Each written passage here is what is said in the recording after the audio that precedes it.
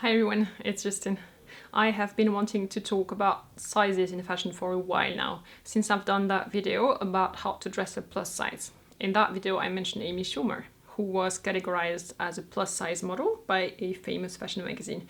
She rejected being called a plus size and posted on Instagram that she was a size 6 to 8 and that saying she was a plus size wasn't actually sending the right message to a young audience. Other people in the industry said, well, she's a size 12, so she's not a size 8. Like, where's the discrepancy coming from? Sizing is a frustrating topic for everyone. As soon as you enter a store or you want to order online, you never know which size you are. So I'd like to bring clarity to the topic of sizing in this video. If you think that sizes are very confusing and a mess, you're right, but here's why and how you can solve it for yourself. Sizes through time. Before ready-to-wear existed, there were no sizes. You were getting custom-made clothes at your exact size, at your exact fit. There were sizes for kids because obviously they grow up, so you need to adapt the length a lot faster as they grow. But for adults, there were no sizes. Then around the 40s in the US, a standard sizing system kind of was introduced, but only for the bust measurement. All women were supposed to have a perfect hourglass figure, so the waist and the hips had to be, obviously, exactly proportional to the bust. We're smarter now, but that was a good start. Then in 1958, the American National Bureau of Standards re-measured everything from scratch. They started over. Unfortunately, they took ladies from the Air Force as a benchmark, so they took the fittest ladies in the entire country. Still not quite representative of the actual population, but hey, we're getting there. Fun thing though, they ended up with a range of sizes going from 8 to 38. So there was no size 0, there was no size 6, etc. Everything under 8 just did not exist. And then they added a letter for the length.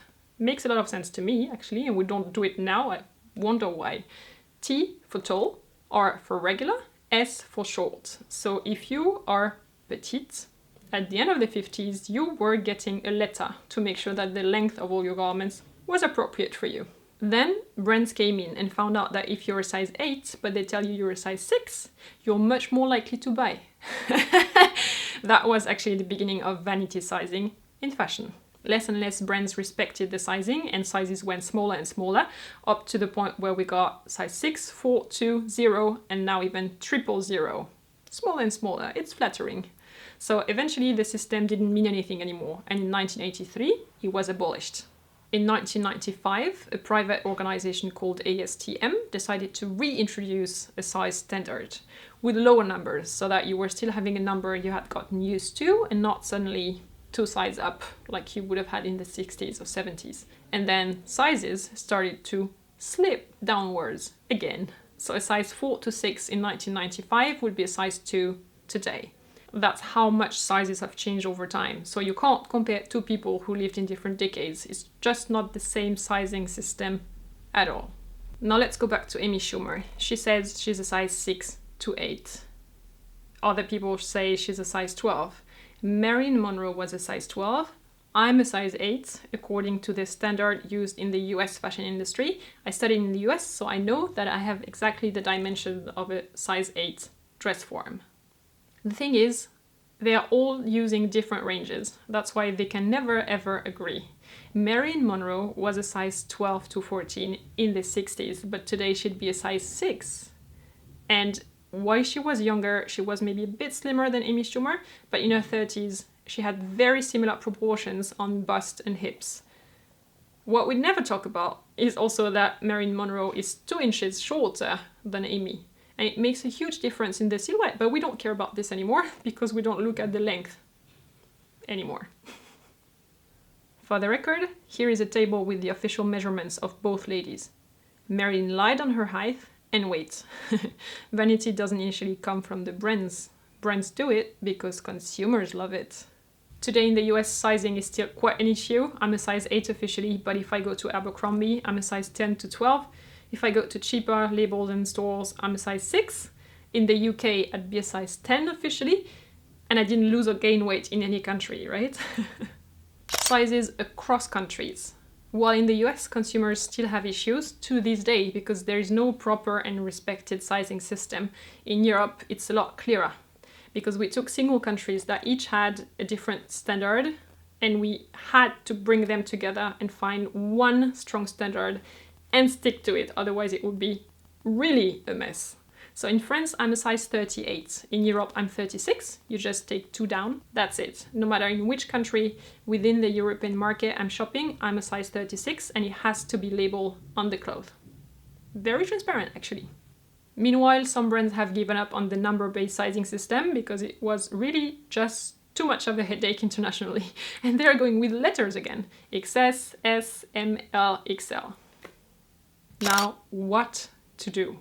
For my own line, I didn't want to go with numbers because my customers are everywhere in the world and my website is in English. So I didn't want to go with numbers, knowing that it doesn't mean the same thing depending on where in the world you are. So I decided to go with letters. I wanted to use European sizes because it's the only internationally reliable benchmark available. And since it has to be labeled on your clothes, everywhere in the European market, if you go to your closet and check your labels, you'll know which European size you have. So that's something you can work with, right? So I decided to go with letters based on European sizes. And when customers ask me, I'm between a size 10 and 12, which size should I order on your website? I always answer, please tell me your exact measurements and I will tell you which size you are.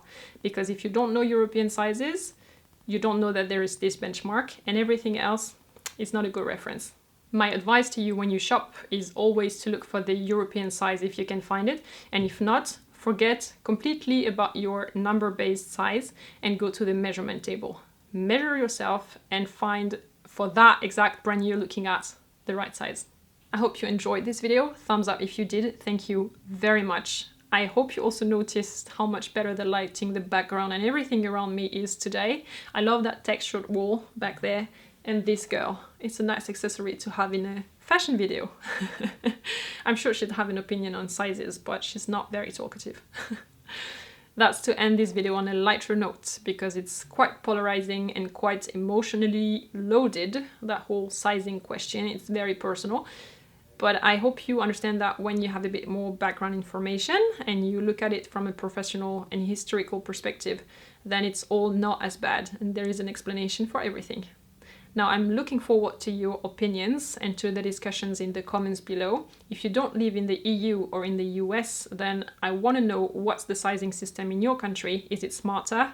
How do you know your size? How do you do when you shop online or where you go into stores where you have never shopped before? New videos every Wednesday and Sunday, so I'll see you very soon. Take care. Bye-bye.